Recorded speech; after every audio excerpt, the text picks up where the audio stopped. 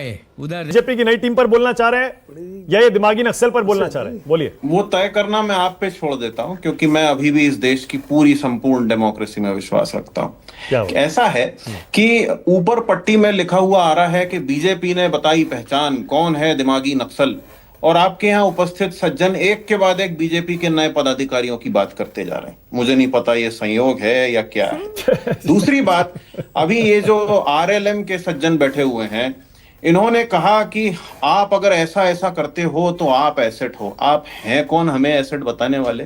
होते कौन है आप? भारी मिस्टेक हो गया सर।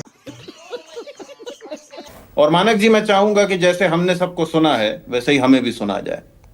तो मेरा ये सवाल अकेले ये आरएलएम के सज्जन से नहीं है, तमाम उन लोगों से है जो गली मोहल्ले पटिए पार्क में बैठ के बच्चों को, बड़ों को, किसी को भी बिना लिहाज, बिना किसी भेदभाव के बराबर बेहसिर पैर का ज्ञान देते हैं। उनका दिन भर टाइम पास होता है, क्योंकि उन्हें कोई परवाह नहीं है कि अगली पीढ़ी जिम्मेदारी की उम्मीद कर रही है, अकाउंटेबिलिटी की उम्मीद कर रही है।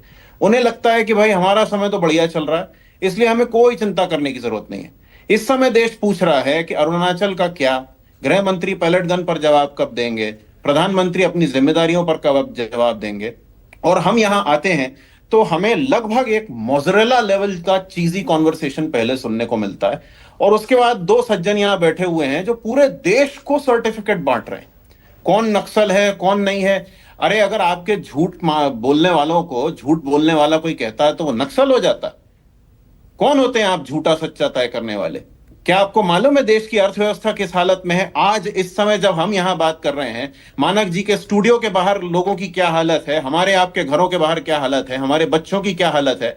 मेल न्यूट्रिशन की खबरें आ रही हैं। दैनिक भास्कर एक अखबार है, उसके फ्रंट पेज पे इतना बड़ा फोटो छपा है, छोटा सा बच्चा मेल न्यूट्रिशन का शिकार है। आप यहां बैठ के लगे हो बढ़िया, पार्टी में अब ये होगा, पार्टी में अब वो होगा। भाई साहब, पार्टी का न्यूज रूम नहीं है ये, मीडिया का न्यूज रूम है। यहां पर लोग सुनने आते हैं देश के मुद्दे और उनके जवाब। आपका चीजी कॉन्वर्सेशन, आपका ये पार्क कॉन्वर्सेशन जहां आप गोला बना के घोड़ा बादाम शाही खेल रहे हो 100 साल से, you can do that anywhere. कब हमारे देश के युवाओं को जवाब मिलेगा कि उनको सवाल पूछने के बदले उन पर बंदूक चलाई गई, AK-47 चलाई गई, पैलेट गन चलाई गई, कीलों वाले लट्ठे चलाए गए? और क्यों चलाए गए? क्योंकि आपकी पार्टी के एक मंत्री ने उनको गलत कह दिया, सिर्फ इस बात के लिए कि वो सवाल उठा रहे हैं। हम इस सब पर सवाल करें तो हमें प्रधानमंत्री जी अर्बन नक्सल बोलेंगे। चलिए, अर्बन नक्सल से एक और बात याद आती है। एक फिल्म है, क्योंकि फिल्मों का बड़ा बोलबाला है आप लोगों के राज्य में। एक फिल्म है 2005 की, हॉलीवुड फिल्म है, और मैं नाम नहीं लूंगा, लेकिन उस फिल्म की कहानी वगैरह वगैरह जो कुछ भी होता है कॉन्सेप्ट, वो यहाँ की वो कौन सी है, लफंडर, सरेंडर, जो भी है, उससे अच्छा है उसका सब कुछ। उसमें एक बच्चा अपने डॉक्टर पिता से पूछता है कि हमें अगर कोई डरा रहा है तो वो ऐसा क्यों कर रहा है, और उसके पिता उसे जवाब देते हैं कि डराने वाला असल में खुद ज्यादा डरता है और किसी को पता ना चल जाए कि वो डर रहा है, इसीलिए वो लोगों को डराता है। ये इस देश के साथ इस समय हो रहा है। आप अगर अर्बन नक्सल कह रहे हो तो वो इसलिए क्योंकि जेन जी ने आपको घुटनों पर ला दिया। उसने दिखा दिया कि आपकी व्हाट्सएप की सरकार इंस्टाग्राम से गिराई जा सकती है और आपके पास कोई जवाब नहीं। तो ये जो नए नए रिक्रूटमेंट हो रहे हैं, ये सब इनको लग रहा है कि बस ये नए रिक्रूटमेंट होंगे, नए चेहरे आएंगे और आपकी पूरी जो यूथ है वो एक तरफा आपके साथ हो जाएगी। ऐसा नहीं है। आज की पीढ़ी और आने वाली हर अगली पीढ़ी को जवाब चाहिए। क्यों हमारी प्रकृति को रौंद करके विदेशियों को आप डेटा सेंटर दे रहे हो, जबकि देश में खेतों में, किसानों में और पीने का पानी नहीं मिल रहा है? हमारी प्रकृति को रौंदा जा रहा है काजीरंगा में, मणिपुर में, सब जगह। और आप जवाबदारी के नाम पे यहां बैठ के गप्पे सुना रहे हो। ओके यश, आप पहली बार मेरे शो पर आए हैं आज? ये तो आप बताएंगे मानक जी। जहां तक मेरी याददाश्त जारी है शायद आप पहली बार आए हैं, इसीलिए शायद आपको पता नहीं है यहां पर गंभीर चर्चा ही होती है। आपने वो जो कहा चीजी कॉन्वर्सेशन और न जाने क्या क्या, मैं आपकी नहीं मानक जी, मैं किसी और की बात कर रहा हूं। अच्छा ओके। वैसे मैं आपकी जानकारी के लिए बता दूं, आई एम श्योर आपने पहले भी देखा होगा, कांग्रेस पार्टी में, समाजवादी पार्टी में, आम आदमी पार्टी में जब भी बड़े बदलाव होते हैं तब भी हम ऐसी ही चर्चा करते हैं, मैं इसका विश्लेषण करते हैं। आपको कुछ भी नहीं कह रहा हूं मानक जी, विश्वास रखिए, मैं आपको कुछ भी नहीं कह रहा हूं।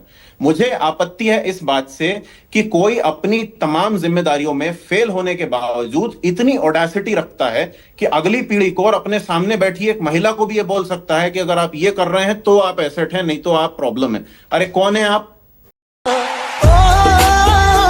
आप कौन है?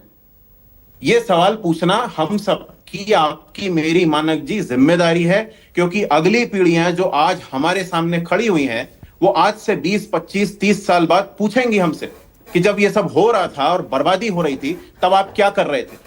तब हमारे पास जवाब होना चाहिए कि हम खड़े हुए, हमने कुछ किया, हमने ओके, तो बदलाव मतलब ला आप के दिया। भी प्रियंका कक्कड़, अरविंद केजरीवाल, पी चिदम्बरम, वही वाली बात रिपीट करना चाहेंगे आप? मैं भी अर्बन नक्सल हूं, नहीं, दिमागी मैं तो- नक्सल हूं, मैं आई तो- एम ऑल्सो दिमागी नक्सल। नहीं, मैं तो सीधी हिंदी में बोल रहा हूं कि अर्बन नक्सल एक नया आरएसएस प्लॉय है, बिल्कुल वैसे ही जैसे ये मैदानों में छोटे छोटे बच्चों का दिमाग खराब करते हैं।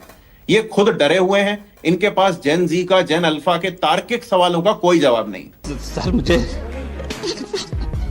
मजेदार बात देखिए आप, मुझे किसी को भी उम्र और जन्म और इस पे उस पे किसी भी बात पे मुझे पॉइंट आउट नहीं करना है, लेकिन युवाओं को ज्ञान देने के लिए सबसे आगे कौन बैठा हुआ है हमारे बीच में, उसको भी देखना चाहिए। ओके, ये वाजपेयी जी मेरी को लाइए जरा। मजबूरी कहिए या दुख के साथ वाजपेयी जी को कहिए लाइए। कि मुझे इतना देखिए, बोलना वाजपेयी। पड़ा। वाजपेयी जी और यश जो कह रहे हैं वो सवाल बहुत लोग पूछ रहे हैं कि कहीं आपने ये सब ना। जो सवाल पूछ रहा है, जो एजुकेशन का मुद्दा उठा रहा है, कहीं ऐसा तो नहीं कि उनको दबाने की कोशिश हो रही है? ये डेमोक्रेसी में परमिसिबल है, ये डेमोक्रेसी के फंडामेंटल, एक सेकंड, फंडामेंटल्स हैं।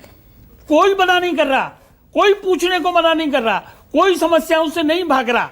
सवाल इस बात का है कि जब कांग्रेस सरकार थी तो कांग्रेस ने नक्सलवाद के खिलाफ अभियान जारी रखा था कि नहीं रखा था? जवाब है रखा था।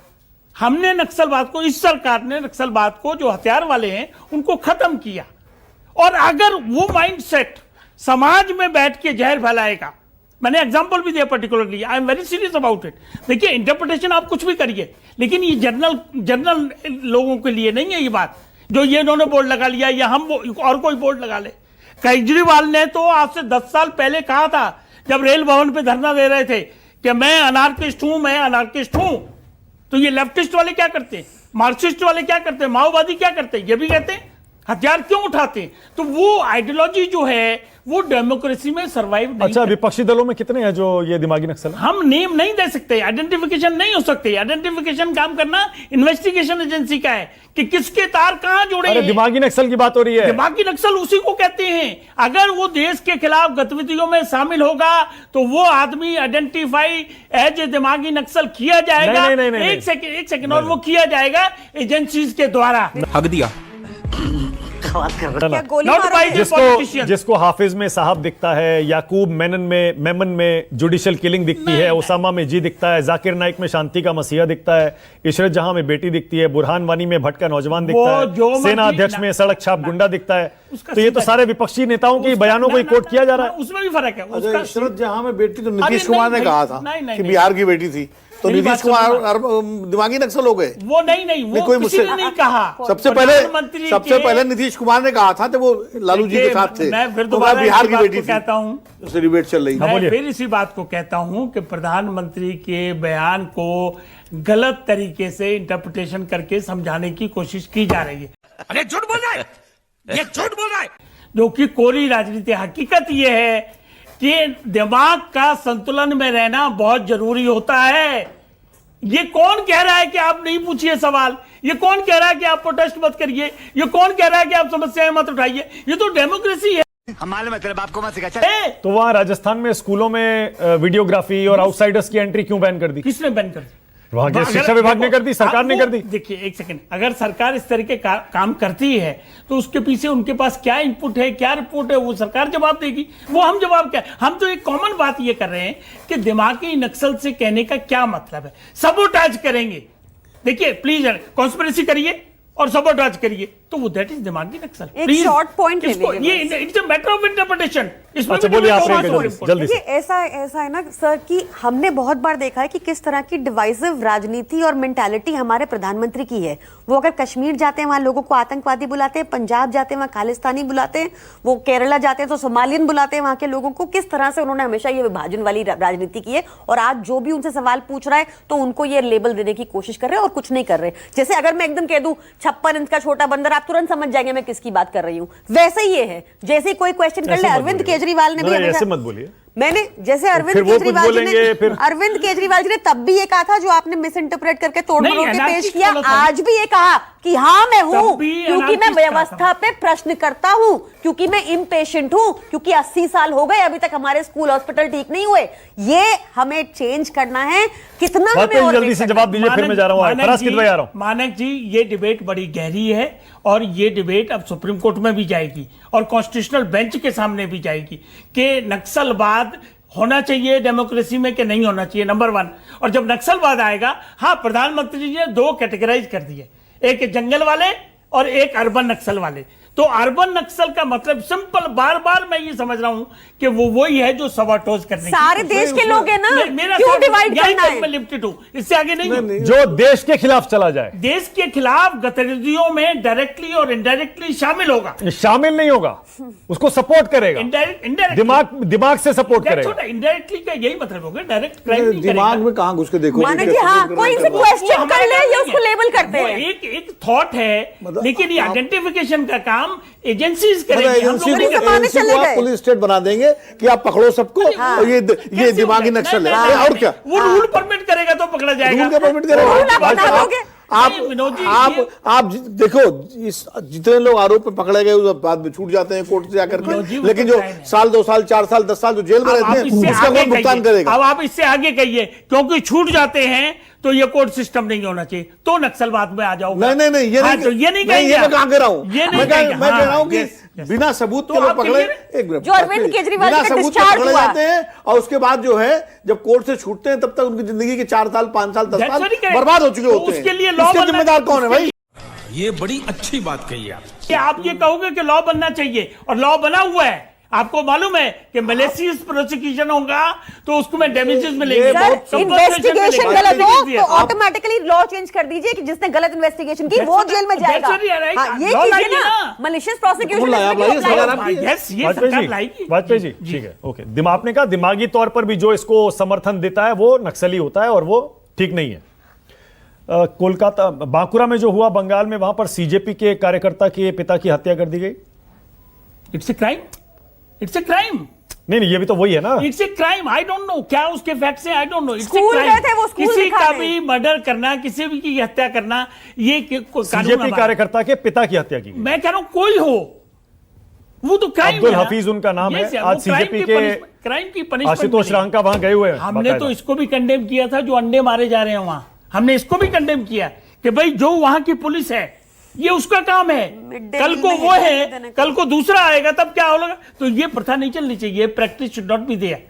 ये हम इसको बड़े पाक साफ तरीके से हमने पर कहा। बीजेपी और ऐसा नहीं मानती सर, देखिए, बीजेपी आप- कह रही है दे डिजर्व इट। मैं सिर्फ बीजेपी ये confine कह करता रही है, हूं, आप I उनका साथ simply- दे रहे हो। I simply confine कि प्रधानमंत्री के स्टेटमेंट को डेप्थ में जाके समझना होगा। उसको आइसोलेशन में अगर समझेंगे और कहेंगे कि मैं भी दिमागी नक्सल हूं तो वो सरसा गलत होगा, जाती होगी वाजपेयी जी, interpretation। वैसे आपकी जानकारी के लिए बता दूं, जी। जिस सीजेपी कार्यकर्ता अब्दुल हफीज के पिता की हत्या हुई है वो जंतर मंतर के प्रोटेस्ट में शामिल थे।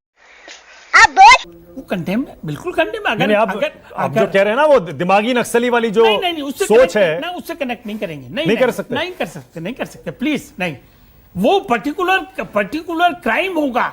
अब एक एग्जांपल देता हूं, एफसीआरए लाने का जो पीछे एजेंडा क्या है, उसके पीछे बड़ा सिंपल एजेंडा है कि जो फंड्स आते हैं। अब्दुल हफीज कह रहे हैं कि मैं स्थानीय स्कूल में मुद्दे उठाने की कोशिश कर रहा था जिसके लिए बीजेपी के कार्यकर्ताओं ने, नेताओं ने मेरे पिता की हत्या कर दी। डेमोक्रेसी में और जो लोग अरेस्ट हुए हैं उसमें बीजेपी के कार्यकर्ता भी हैं। जेल आपकी के जानकारी फांसी के लिए। चढ़ेगा, फांसी चढ़ना चाहिए उसको भी, बीजेपी हो, कांग्रेस हो, कोई हो, इसमें क्या दिक्कत है भाई?